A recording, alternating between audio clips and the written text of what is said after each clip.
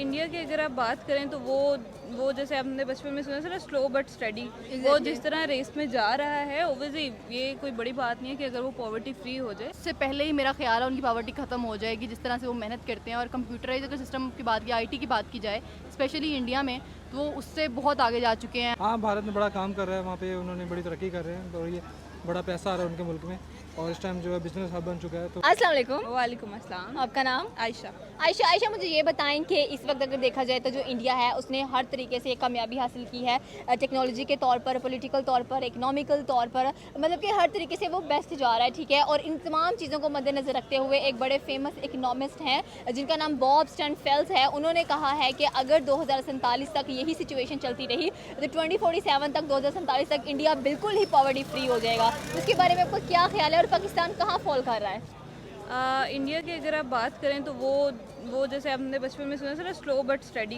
वो जिस तरह रेस में जा रहा है, ओबियसली ये कोई बड़ी बात नहीं है कि अगर वो पॉवर्टी फ्री हो जाए। इट्स 100% पॉसिबल, क्योंकि जो है मतलब वहाँ पे एजुकेशन भी जो है अब बेहतर होती जा रही है। वहाँ पे एजुकेशन का जो है लेवल वो अच्छा होता जा रहा है। और वहाँ दुनिया की कोई भी बड़ी कंपनी हो, उसका CEO हो या कोई भी एक अच्छे लेवल का बंदा इंडियन ज़रूर है। तो यही है कि मतलब इसी पेस के साथ अगर वो गए तो ओबियसली पॉसिबिलिटी है। तो पाकिस्तान को आप कहाँ देखते हैं 2047 तक?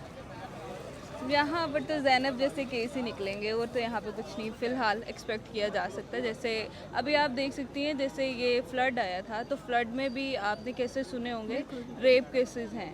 अगर इस सिचुएशन में भी लोगों का ज़मीर नहीं जाग रहा, वो यही हरकतें करे तो हम ऐसी कौम से नेक्स्ट क्या एक्सपेक्ट कर सकते हैं। अच्छा, तो कोई मैसेज, मगर इसके बावजूद हम अपनी कौम को देख रहे हैं कि वो कहाँ पर जा रही है, किस डायरेक्शन में वो जा रही है, तो कोई मैसेज आप कन्वे करना चाहें पाकिस्तानी गवर्नमेंट को और इंडियन गवर्नमेंट से रिलेटेड कि उनको देखें वो कहाँ पर जा रहे हैं, उनको किस कदर आगे बढ़ना है और हम किस कदर पीछे चले गए हैं? Well, it's never too late for anyone. तो किसी भी नेशन के लिए कभी भी बहुत लेट नहीं है। अगर अभी भी सुधरना चाहें, चीज़ों को जो है राइट डायरेक्शन में लेके आएँ तो चीज़ें बेहतर हो सकती हैं और हम भी बेहतरी की तरफ जा सकते हैं। Okay, thank you so much ma'am, आपकी ओपिनियन। अस्सलाम वालेकुम। वालेकुम अस्सलाम। क्या नाम है सर आपका? रफ़ाकत बात कर रहा हूँ। रफ़ाकत भाई, मुझे ये बताएं कि दुनिया के एक बहुत ही बड़े फेमस इकोनॉमिस्ट हैं, ठीक है, उनका नाम है बॉब स्टैंडफेल्ड। उनका कहना है कि तमाम सूरतों को मद्देनज़र रखते हुए उन्होंने इंडिया की जांच पड़ताल की। अगर देखा जाए तो वो चौथे नंबर पर फॉल कर रहे हैं इकोनॉमिकली। वो अपने मुल्क में 5G की जगह 6G लॉन्च करने वाले हैं। उसके बाद उन्होंने अभी एक स्काई बस लॉन्च करवाने का प्लान किया है अपने मुल्क के अंदर। तो उस सब चीज़ों को देखते हुए उसने कहा है कि 2047 तक इंडिया में से बिल्कुल ही गुर्बत ख़त्म हो जाएगी। तो क्या उनका कहना ठीक है? देखें, मेरा ये मानना है या मेरा ये तज़िया है कि जो इंडिया है उसकी पॉपुलेशन बहुत ज़्यादा है जी।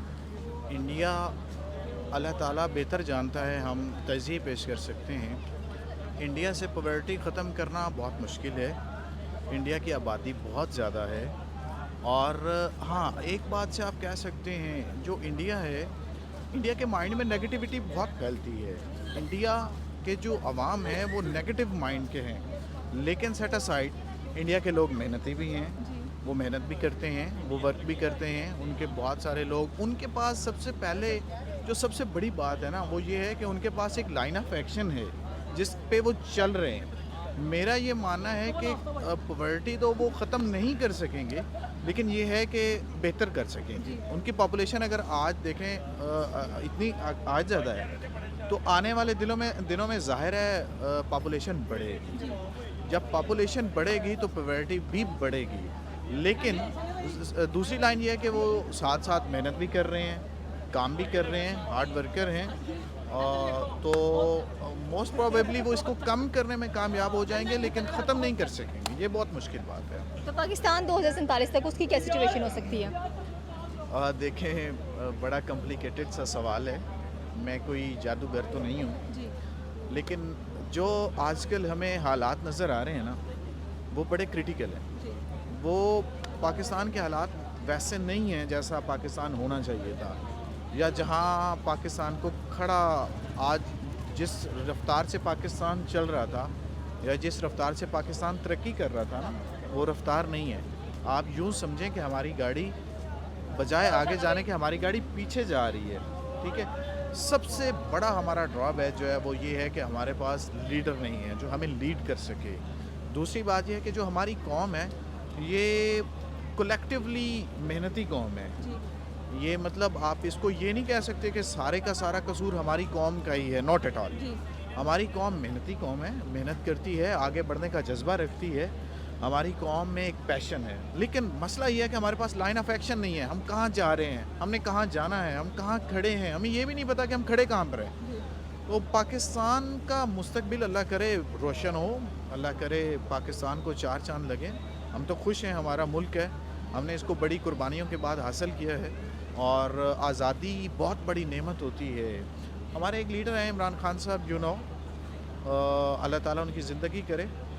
वो देखें इन चीज़ों को लेकर चल रहे थे, उनको रिमूव कर दिया गया एक ख़ास और एक सर्टन प्लान के तहत, उनको लाइन ऑफ एक्शन से ही हटा दिया गया। अब यहाँ तक हमारे ये लोग इस बात पर आ गए हैं कि इनको नाइल करो और साइड लाइन लगाओ। सो देखना होगा कि क्या बनता है। मुझे तो कोई रोशनी फ़िलहाल नज़र नहीं आ रही सिवाय इमरान खान के। अगर इमरान खान इक़्तिदार में आता है, लेकिन एक मसला है, इमरान खान के बाद क्या होगा। देखें, ज़िंदगी और मौत तो अल्लाह ताला के हाथ में है। अल्लाह ताला इमरान खान की बहुत लंबी ज़िंदगी करे, लेकिन आप इस वक्त उनकी एज का लेवल देखें, ज़ाहिर है पोटेंशियल और इंसान का एनर्जी लेवल डाउन हो जाता है। वो कुछ अरसे के बाद ज़ाहिर है जो हमें नज़र आ रहा है। तो उसके बाद क्या होगा, उसके बाद तहरीक इंसाफ पाकिस्तान, हम कहाँ खड़े होंगे। मुझे तो नहीं, शहबाज शरीफ में पावर है कि वो हमें लीड कर सके, नॉट हमज़ा शहबाज, नो।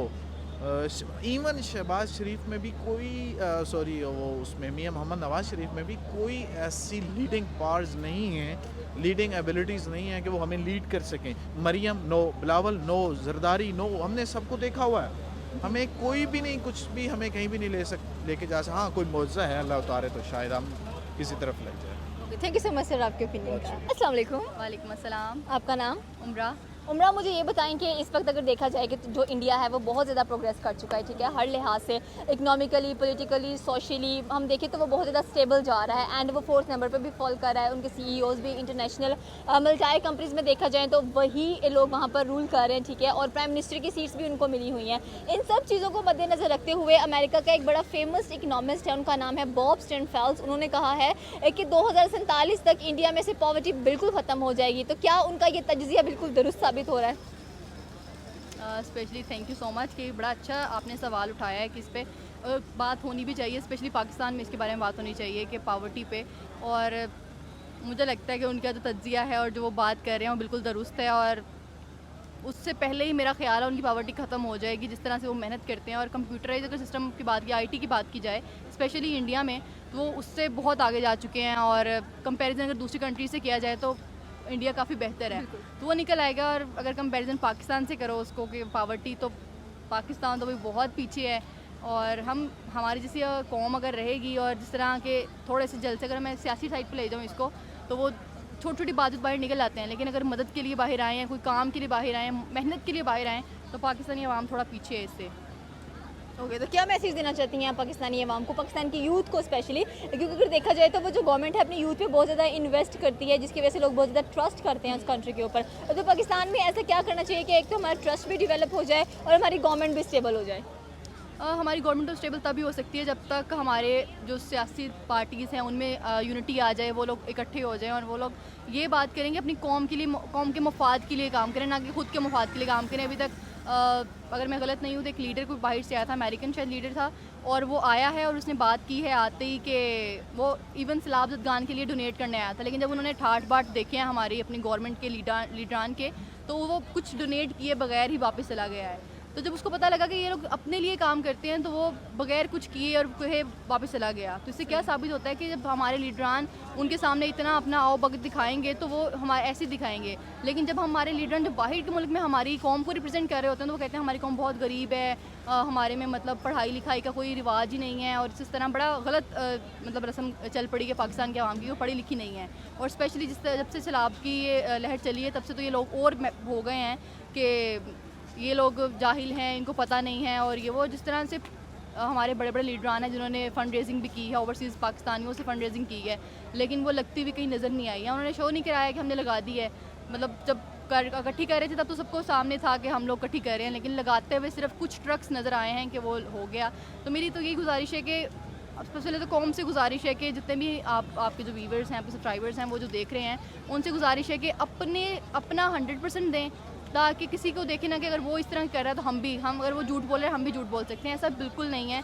अगर आप झूठ नहीं बोलेंगे तो कोई दूसरा क्या पता आपको देखकर झूठ ना बोले। अगर कोई आप मेहनत कर रहे हैं, दूसरा आपको देखकर मेहनत करे, तो अपना 100% दें। दूसरों को चीट करना, दूसरों को वो कहते हैं ना रीस करना पंजाबी में, कि दूसरों की रीस करते हैं लोग, तो वो करना छोड़ दें। तो इंशाल्लाह मुझे लगता है कि हमारी अगर कौम जो है वो इस्लामिक वे पे ज़्यादा चलना शुरू हो जाएगी, इस्लामिक जितने भी असूल हैं उनको अपनाना शुरू कर देगी, हमारे हज़रत मोहम्मद सल्लल्लाहु अलैहि वसल्लम के असूलों पर अमल दरामद करेगी, तो इंशाल्लाह ये कौम दूसरे ममालिक से क्या, इंडिया से क्या, दूसरे जितने भी पाकिस्तान में ममालिक हैं सबसे आगे जाएगी। Okay, thank you so much आपके ओपिनियन का। अस्सलाम वालेकुम, वालेकुम अस्सलाम। क्या हाल है सर आपका? आप सुनाओ। सर मुझे ये बताएं कि इस वक्त अगर देखा जाए तो इंडिया बहुत ज़्यादा प्रोग्रेस कर चुका है इकोनॉमिकली, सोशली, पॉलिटिकली, ठीक है, और वो अमेरिका की क्या कहते हैं कि एक जो अमेरिका ऑलरेडी फॉल कर रहा था नंबर 1 के ऊपर, अब वो भी चौथी लीड पर आ चुका है, अमेरिका को टोटली टक्कर दे रहा है, वो एक सुपर पावर कंट्री को टक्कर दे रहा है। और साथ में अमेरिका के एक बड़े फेमस इकोनॉमिस्ट हैं, उनका नाम है बॉब स्टर्नफेल्ड। उनका कहना है कि अगर देखा जाए इन तमाम चीज़ों के ऊपर नज़र दौड़ाई जाए और इसका तजिया किया जाए तो 2047 तक जो हिंदुस्तान है वो बिल्कुल ही गुर्बत से पाक हो जाएगा, पॉवर्टी फ्री हो जाएगा। तो क्या आपके अकॉर्डिंग उनका ये तजिया बिल्कुल ठीक है? देखें, ये तो 2047 आएगा तो ही पता चलेगा। ये कोई भी मुल्क पॉवर्टी से बिल्कुल तो नहीं ख़त्म हुई। हाँ, उस पर काफ़ी हद तक काबू पाया जा सकता है, बिल्कुल ख़त्म नहीं हो सकती। लेकिन ज़रूरी नहीं कि कोई भी इकोनॉमिस्ट कोई बयान देता तो वो 100% सच ही साबित हो। हाँ, भारत में बड़ा काम कर रहा है, वहाँ पे उन्होंने बड़ी तरक्की कर रहे हैं और ये बड़ा पैसा आ रहा है उनके मुल्क में, और इस टाइम जो है बिज़नेस हब बन चुका है, तो ज़ाहिर बात है उसके कोई ना कोई इफेक्ट्स होंगे और वो तरक्की कर रहा है। ज़ाहिर बात है उसका फ़ायदा जब कोई कंपनी आती है किसी मुल्क में, वहाँ बिज़नेस करती है, तो ज़ाहिर बात है और ऑटोमेटिकली वहाँ की आवाम को उसका फ़ायदा होता है, लोगों को रोज़गार मिलता है और तरक्की के मौके होते हैं। ज़ाहिर बात है मुल्क गवर्नमेंट का पैसा आता है, वो इन्वेस्ट करती है आवाम के ऊपर, तो ज़ाहिर बात है कोई ना कोई तो उसके असरात होंगे उनके ऊपर। अच्छा, तो पाकिस्तान के हालात कैसे नज़र आ रहे हैं आपको? उसके बारे में क्या ख्याल है कि वो कब पॉवर्टी फ्री होगा? चलें, पॉवर्टी बिलो द लाइन जो लोग ज़िंदगी गुजार रहे हैं उनकी ज़िंदगी कब बेहतर होगी? कब पाकिस्तान इस चीज़ को दोबारा मेंटेन कर पाएगा अपनी इकनॉमिक सिचुएशन को? देखिए, जब पाकिस्तान IMF के कंट्रोल से बाहर आ जाएगा, इंटरनेशनल ताकतों की कंट्रोल से बाहर आ जाएगा, पॉलिसी से इंटरनेशनल जो कंट्रीज़ ने पाकिस्तान को पाबंदी लगाई हुई है, जो मजबूर किया है उनसे बाहर आ जाएगा, तो यकीन पाकिस्तान भी कहीं ना किसी हद तक पॉवर्टी पे जो काबू पा लेगा। ज़ाहिर बात है जब पाकिस्तान इंटरनेशनल कंट्रीज जिसमें तसल्लुत में आया हुआ है, ज़ाहिर बात है उनकी बात इनको माननी पड़ रही हैं।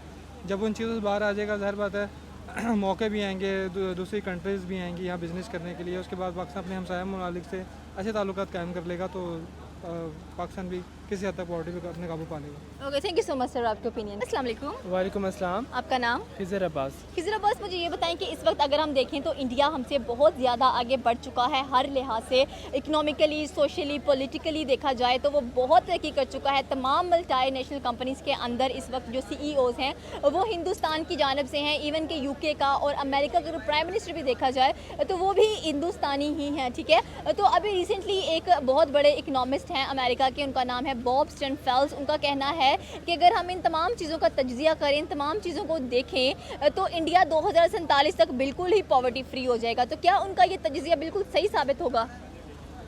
देखें, इस बारे में कुछ कह ही नहीं सकते, क्योंकि हमारा जो पाकिस्तान है उसने बहुत सी ऐसी नेगेटिव चीज़ें हैं जो इंडिया वालों से क्या कहते हैं ली हैं, बजाय उनकी जो पॉजिटिव चीज़ें हैं उनको देखने के बजाय तो जितनी भी उनकी नेगेटिव थी वो उन्होंने अपना ली हैं। तो बाकी उन्होंने अपने कल्चर को भी छोड़ दिए, हर चीज़ को छोड़ दिए। तो अब इस बारे में तो हम कुछ कह नहीं सकते कि ये कब तक हो सकता है। अच्छा, तो पाकिस्तान में से आपके ख्याल में कब जो पॉवर्टी है, पाकिस्तान कब तक स्टेबल हो सकता है? देखें, जब तक यहाँ के पॉलिटिशियन सही नहीं होते, यहाँ के सियासतदान सही नहीं होते, तो जब तक वो ख़ुद सही नहीं होंगे तो तब तक जो आवाम है वो क्या कर सकती है? कुछ भी नहीं कर सकती। सारा दारोमदारी गवर्नमेंट पे है, तो इस वजह से हम तो फिर कुछ भी नहीं कर सकते। Okay, thank you so much sir आपके ओपिनियन का।